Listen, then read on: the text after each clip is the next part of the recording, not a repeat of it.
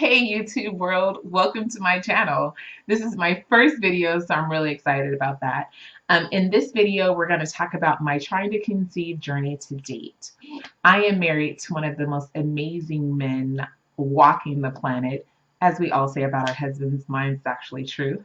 And I have three beautiful daughters from a previous marriage. So when we got married, children was completely off the table. We had decided no more kids, we're good.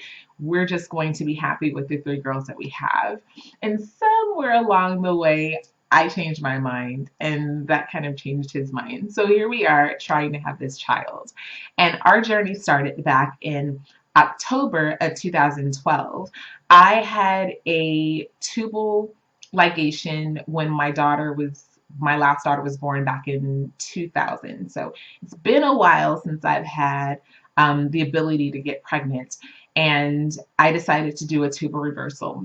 So I went to NCCRM, which is in North Carolina, to have the tubal reversal done.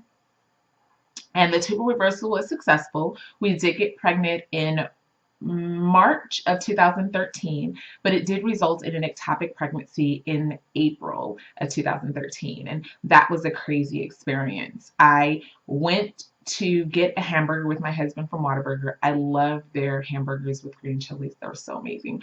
And about 30 minutes after I ate the hamburger, I had the worst gas pains ever. And that proceeded. I continued till about 7:30, and I called my doctor. My doctor gave me a list of things for my husband to go and get for me, and he did. I took all the things, those gas X and a couple other things, and 11:30 there was no change whatsoever.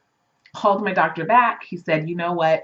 I'm on call. You can come into the emergency room, but I will tell you there's probably not much we can do for you because you have to give the medicine time to kick in, and it takes about 14 hours for the gas to really pass. So I decided to be a trooper.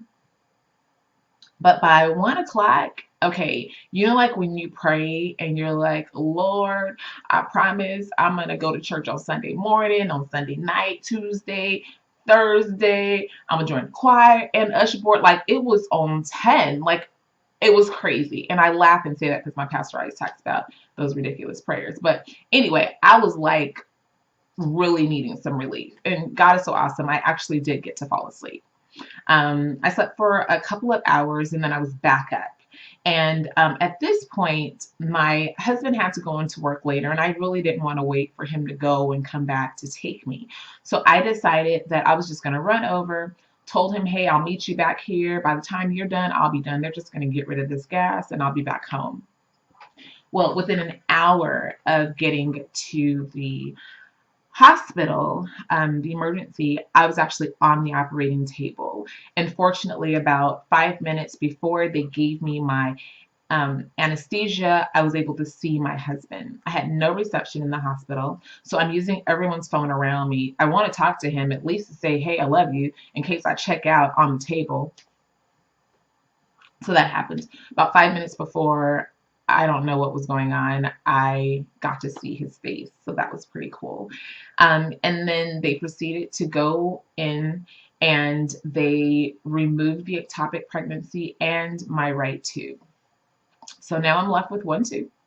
And I found out in June via a regular HSG that that tube was blocked. So I was pretty sad about it, but I again just started doing some research to figure out what are our options. And I found out there was a procedure called tubal cannulation, and that's where they take a thin tube and they kind of maneuver it through to help open up the blocked tube. I only found doctors in California that did the procedure, and then I finally was able to find someone where I live that does that procedure. And we were able to open the proximal end, the end that connects the tube to the uterus. We were able to open that part, but when it got to the point where the tube was reconnected, we weren't able to open that area. So a couple of weeks, that was in November, and a couple of weeks after that, I bought a dog. I figured, you know what? I can put clothes on the dog. He's kind of like a kid. I bought a Yorkie. Surprised he's not running around in here. And that was it. Well, my husband said, you know what? I think we should try,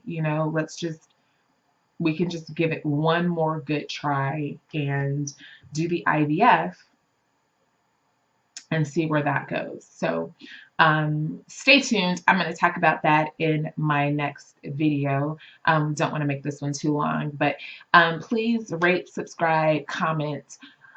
Let me know what you think about the video, and I'm excited to have you along this journey. Talk to you soon. Bye.